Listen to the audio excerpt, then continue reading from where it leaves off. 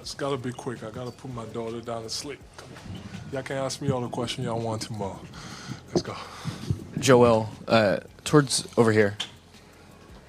Towards the end of January, you made a comment about how this you felt was sort of a trial year for you and that it was already a success based on what you had accomplished. So I guess how do you sort of reconcile that feeling with what I'm sure is a feeling of or devastation or whatever you want to call it when you lose a playoff series? Yeah, I mean, I said it, and I'm gonna say it again. I know we lost, and I know that's not the right mentality to have. But for me, this was a success. I came into this year not knowing where I was gonna be, how long I was gonna play, if I was even gonna play based on how the knee was the last 2 years, and I came in just hoping for the best, and I feel like we're in a position where we figured out the knee. Hasn't been an issue, and if it wasn't for the oblique or like some of the other stuff that I had, it could have been different as far as how many games I would have played. But yeah, we came into the season thinking that there was not much left, based on the last 2 years, and now I'm sitting here, not even worrying about my knee, and even after all the stuff that's happened, people falling on me.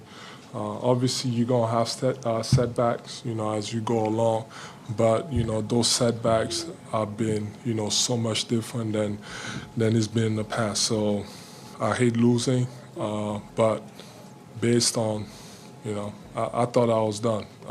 That's the best way to put it. And then, I found, something, and we found something as a group to figure it out, what it takes and what we have to do to make sure, we're in a, quite frankly, better position next year to play a lot of games. Joe, over here. I asked this question because first we're told this will be our only chance to talk to you. No, we won't have you tomorrow. Really? Yeah. So, and I understand why you didn't want to answer this particular question in the middle of I gotta playing. put my daughter to sleep. Just where would you say you stand right now, just with the front office and just kind of your overall picture of this organization, moving forward and your relationship there? I love Philly. I've been here my whole career, and yeah, a lot has happened. We haven't won, but it's hard. I've been doing this for a long time. It's hard to win in this league, and everything has to happen.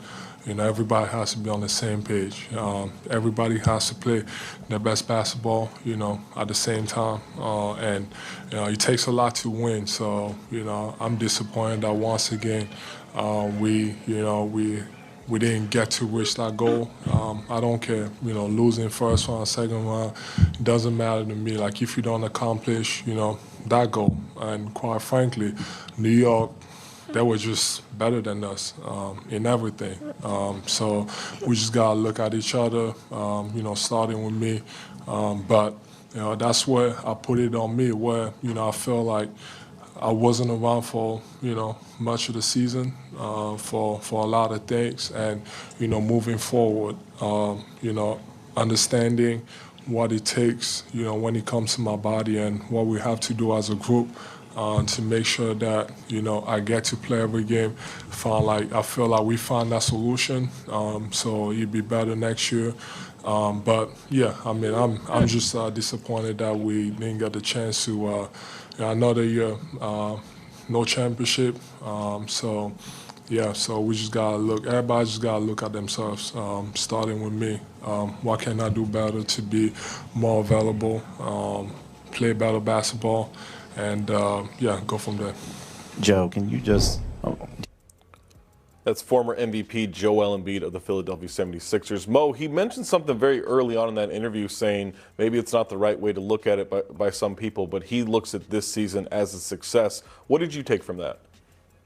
Yeah, I actually agree with him. I know right now, this moment, it doesn't feel like that, right? You just got swept. You just got killed on your home court. I understand that. But when you take a zoomed out approach of it, going into this season, I don't think anybody had any real expectations of this Sixers team.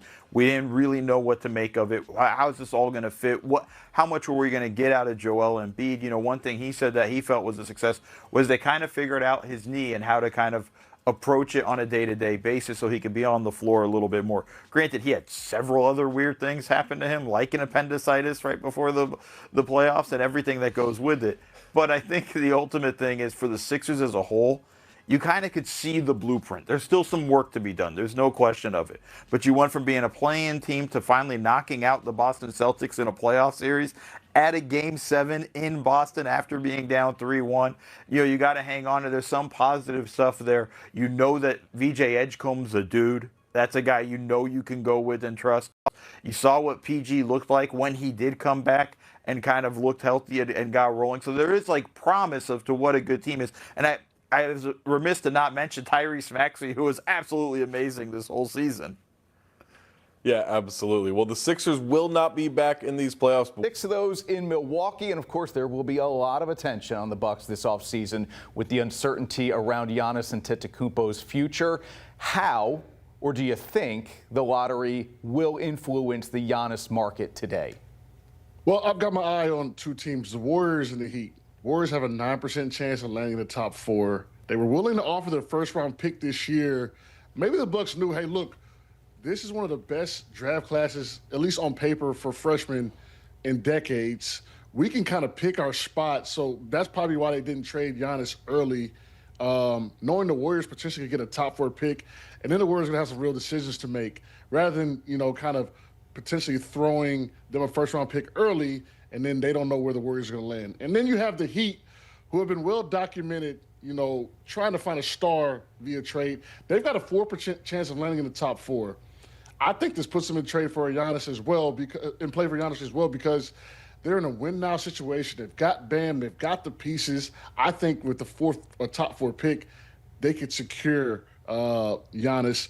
And like I said, I think the Bucks knew, hey, look, we have the power. We can wait to see where everyone lands in the lottery, and then we can start making some phone calls. Maybe we could throw Sack in the mix as well. But look, Hawks got the number 1 pick with a 3% chance. Anything can happen, as we've seen. We talked kind of about this off camera. We love when the teams that aren't supposed to get a top pick because, look, it leads to other teams now trying to say, look, we just got to go win. Makes the quality of the game better. Makes the game more fun to watch, unlike kind of with the Utah Jazz, who's been fined over $600,000 for anti-tanking rules.